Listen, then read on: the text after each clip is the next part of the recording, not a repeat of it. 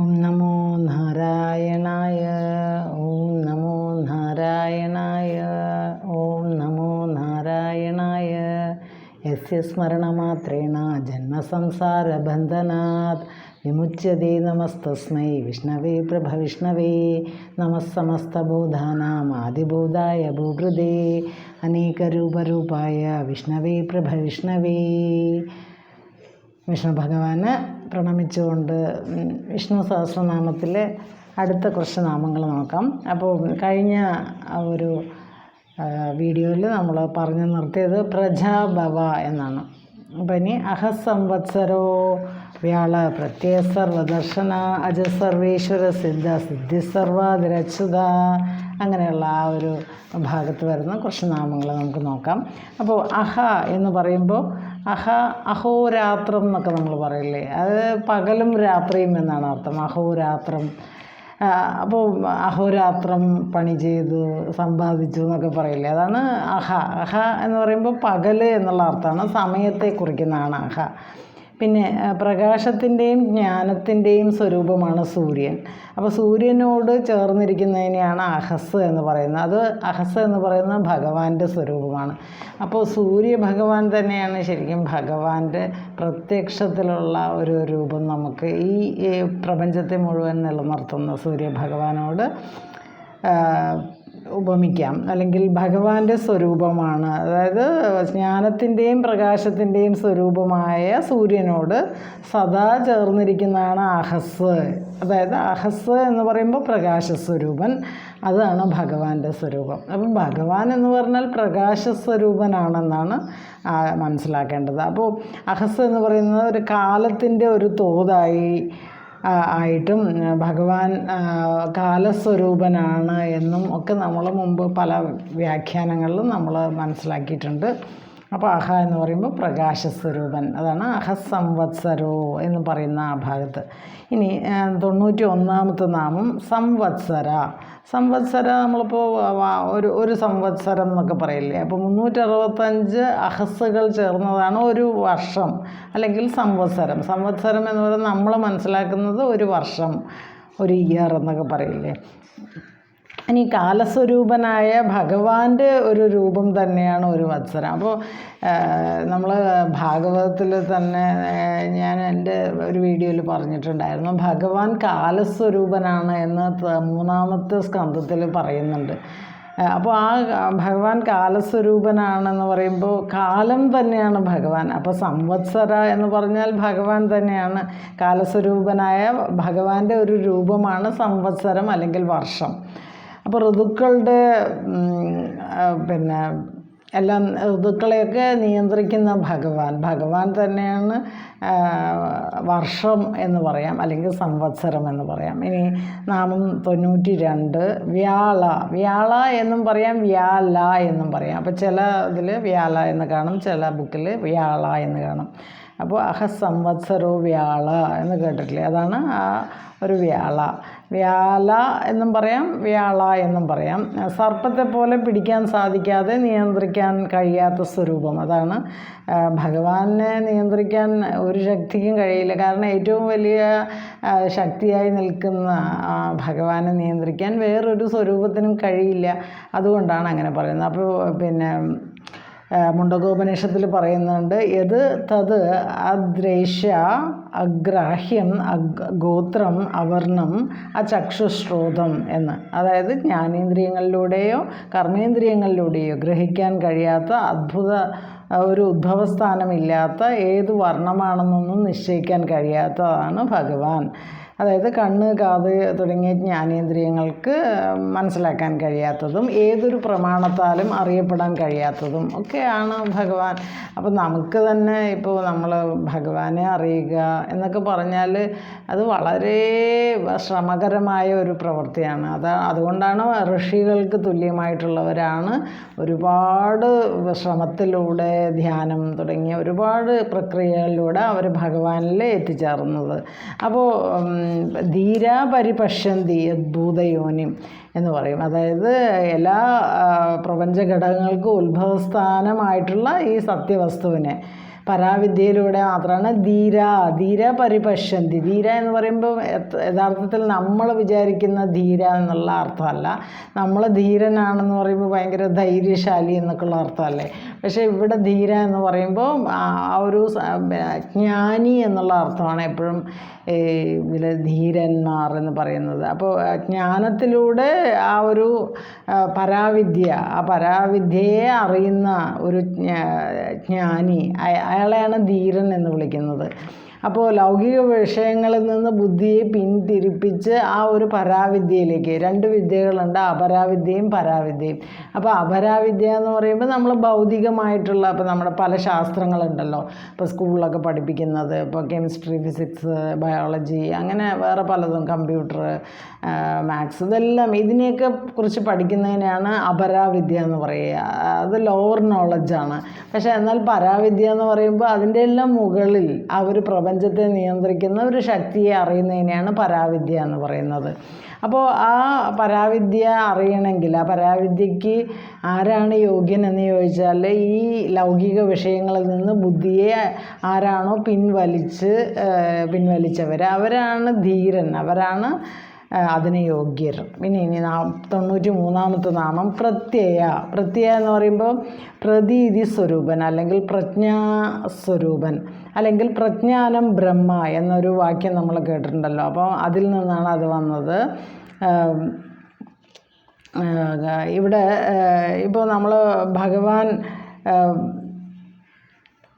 പഞ്ചഭൂതങ്ങളെയും ജ്ഞാനേന്ദ്രിയം, കർമ്മേന്ദ്രിയം എന്നിവ അപ്പോൾ ഭഗവാൻ ആദ്യം സൃഷ്ടികർമ്മം നടത്തിയപ്പോൾ നമ്മൾ കുറേ തത്വങ്ങളൊക്കെ സൃഷ്ടിച്ചു എന്നൊക്കെ പറയുന്നു, മഹത്തത്വം, അഹങ്കാരം എന്നൊക്കെ പറഞ്ഞിട്ട്. അപ്പോൾ ആദ്യം ഉണ്ടായത് ബ്രഹ്മാവാണെന്നൊക്കെ നമ്മൾ പറഞ്ഞു. ഭഗവാന്റെ എന്താ പറയുക, നാഭിയിൽ നിന്ന് ബ്രഹ്മാവ് വന്നു. പിന്നെ അതുപോലെ ത്രിഗുണങ്ങളെയും, പിന്നെ പഞ്ചഭൂതങ്ങളെയും, ജ്ഞാനേന്ദ്രിയങ്ങളെയും, കർമ്മേന്ദ്രിയങ്ങളെയും, ദേവന്മാരെയും ഒക്കെ സൃഷ്ടിച്ചു എന്നൊക്കെ പറഞ്ഞിട്ട് ആ ഭാഗവതത്തിൽ നമ്മൾ സൃഷ്ടികർമ്മത്തെ വിവരിക്കുന്നുണ്ട്.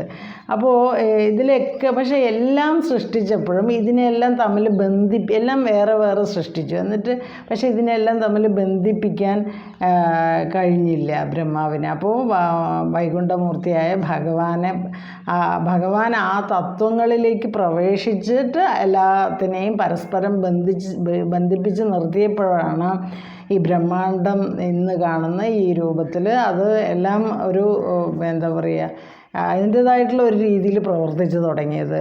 അപ്പോൾ അങ്ങനെയാണ് ഹിരൺമയമായ അണ്ഡം ആദ്യമുണ്ടായി. അങ്ങനെ അതാണ് ഭഗവാന്റെ നാമം പ്രത്യയം എന്ന് പറയുന്നത്. അതായത് പ്രജ്ഞാസ്വരൂപൻ, പ്രജ്ഞ തന്നെ സ്വരൂപമായിട്ടുള്ളവൻ, അല്ലെങ്കിൽ പ്രജ്ഞാനം ബ്രഹ്മ, അല്ലെങ്കിൽ പ്രതീതി സ്വരൂപൻ എന്നൊക്കെയാണ് അതിൻ്റെ അർത്ഥം.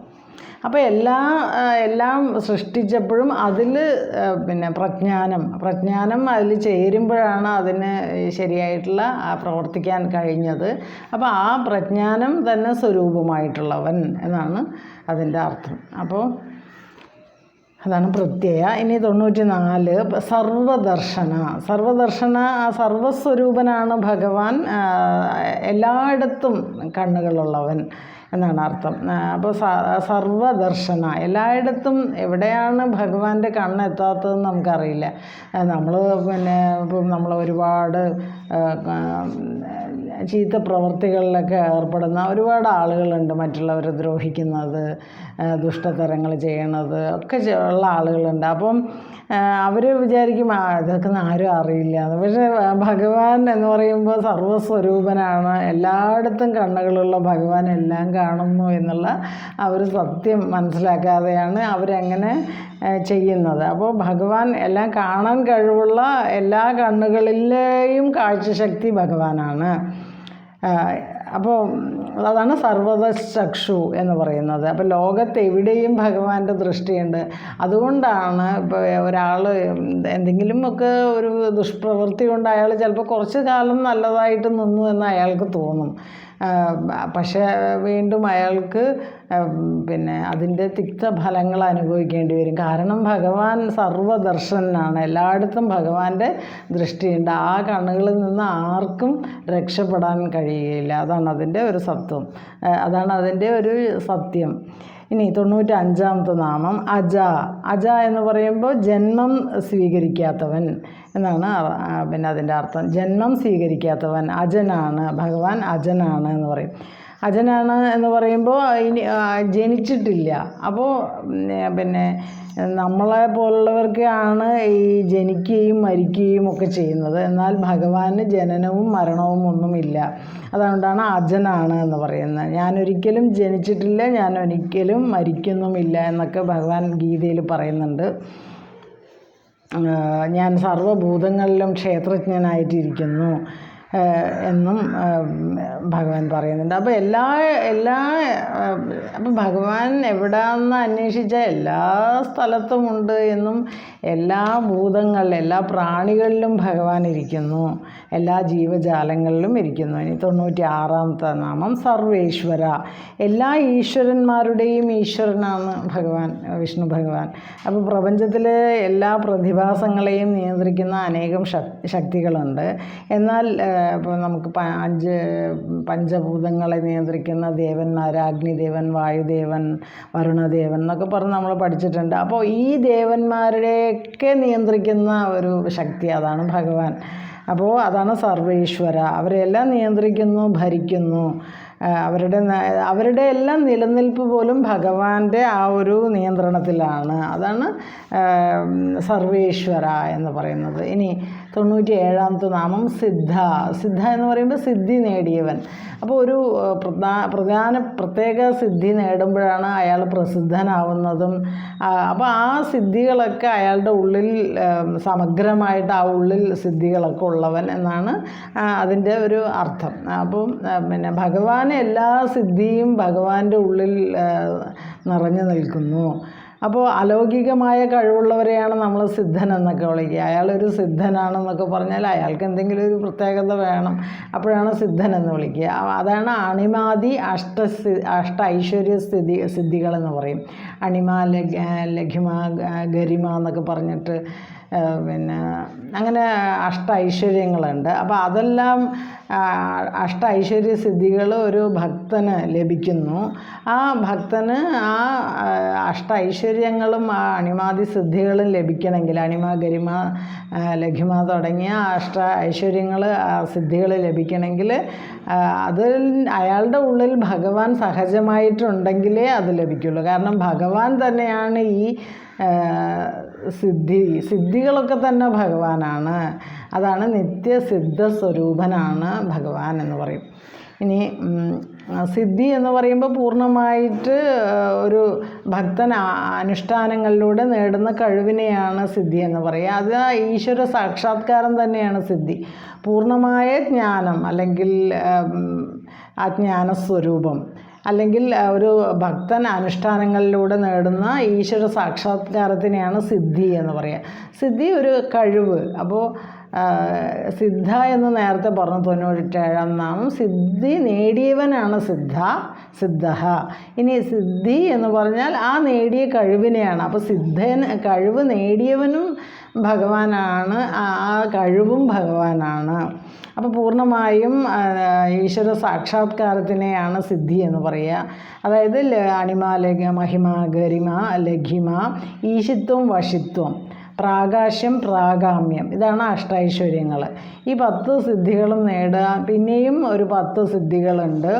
ആ 10 സിദ്ധികളിൽ പെടുന്നതാണ് സ്വച്ഛന്ത മൃത്യു, പരകായ പ്രവേശനം, മറ്റൊരാളുടെ ശരീരത്തിലേക്ക് പ്രവേശിക്കാൻ കഴിയും, എപ്പോഴാണ് ആഗ്രഹിക്കുന്നത് അപ്പോൾ മരിക്കാൻ കഴിയും. ഇതൊക്കെ വീണ്ടും ഒരു 10 സിദ്ധികളാണ്.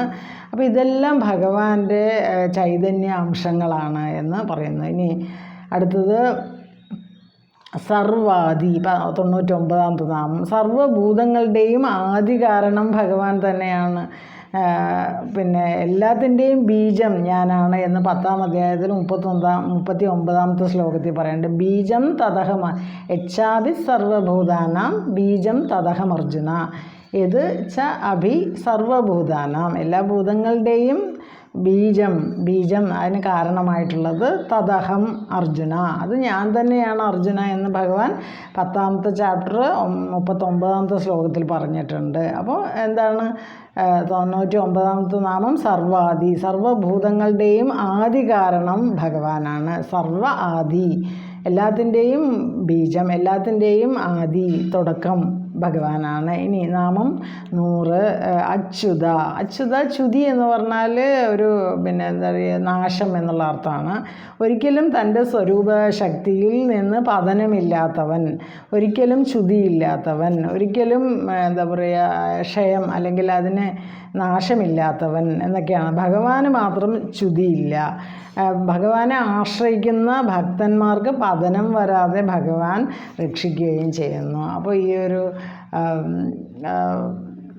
ഏകാദശി ദ്വാദശി കാലത്ത് അപ്പോൾ നമ്മൾ വിഷ്ണു സായുജ്യത്തിനാണ് ദശമി, ഏകാദശി, ദ്വാദശി ഈ 3 ദിവസവും വളരെ പ്രാധാന്യമുള്ളതാണ്.